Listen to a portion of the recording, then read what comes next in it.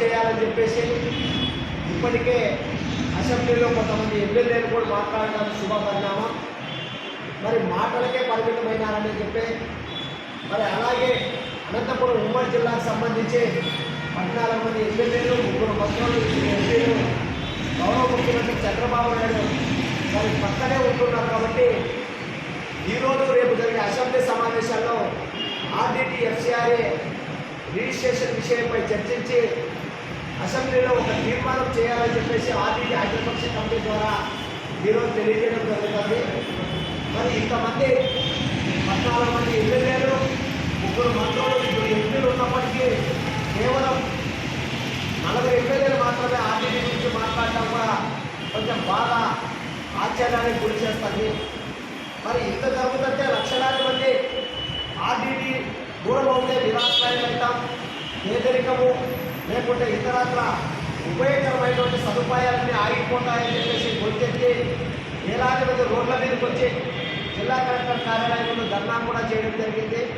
మరి అటువంటి సందర్భంలో ఇప్పుడు 4 ఎమ్మెల్యేలు మాట్లాడారు, 4 కాదు 14 మంది మాట్లాడాలి, 2 ఎంపీలు కూడా మాట్లాడాలని చెప్పేసి ఆర్డీటీ అఖిలపక్ష కమిటీ తెలియజేస్తూ మరి అలాగే ముఖ్యమంత్రి గారితో కూడా ప్రకటన చేయించాలని చెప్పి అసెంబ్లీలో తీర్మానం చేయించకపోతే ఈ 14 మంది ఎమ్మెల్యేలు 2 ఎంపీలని ఈ అనంతపురం జిల్లా ప్రజలు క్షమించాలని చెప్పేసి తెలియజేస్తూ మరి అటువంటి ఆలోచన మీరు రావాలి, ఖచ్చితంగా ఎఫ్సిఆర్ఏ రిజిస్ట్రేషన్ విషయంపై అసెంబ్లీలో తీర్మానం చేయించి ముఖ్యమంత్రితో బహిరంగ ప్రకటన ఆర్డీటీని కాపాడుతామనే రీతిలో ఇప్పించాలని చెప్పేసి కూడా ఆర్డీటీ అఖిలపక్ష కమిటీగా తెలియజేస్తున్నాం.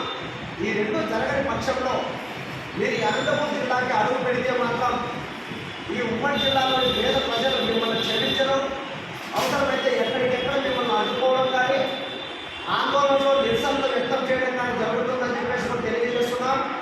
ఇది ఒక అఖిలపక్ష కమిటీగా మాట్లాడుతున్నటువంటి మాటలు కాదు.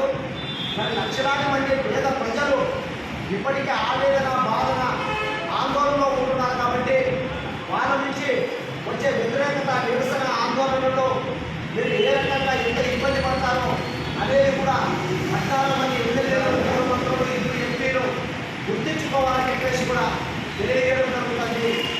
మరి ఇంకా ఇప్పటికే నారా లోకేష్ గారు, చంద్రబాబు నాయుడు గారు చెప్పారు మరి ఏదో జరిగిపోతారు ఆర్డీటీ అని చెప్పేసి. ఇప్పటికే మాయమాటలు ఆర్డీటీని కాపాడుతాం, కేంద్ర ప్రభుత్వంతో మాట్లాడి ఆర్డీటీ ఎఫ్సిఆర్ఏ రిజిస్ట్రేషన్ చేయించడానికి మేము ప్రయత్నం చేస్తాం, అవసరమైతే ఆర్డీటీ కోసం మేము కూడా ఈ పేద ప్రజలు చేసే ఉద్యమంలో పాల్గొందామనే రీతిలో కూటమి ప్రభుత్వం నాయకులు కలిసి రావాలని చెప్పేసి కూడా మేము తెలియజేస్తున్నాం. మరి చివరిగా ఒకే ఒక మాట, ఆర్డీటీ ఎఫ్సిఆర్ఏ రిజిస్ట్రేషన్పై అసెంబ్లీలో తీర్మానం చేయించకపోతే, ముఖ్యమంత్రి గారితో మాట్లాడించకపోతే మాత్రం ఈ జిల్లా ప్రజలు ఎప్పటికీ మిమ్మల్ని క్షమించాలని చెప్పేసి 14 మంది ఎమ్మెల్యేలు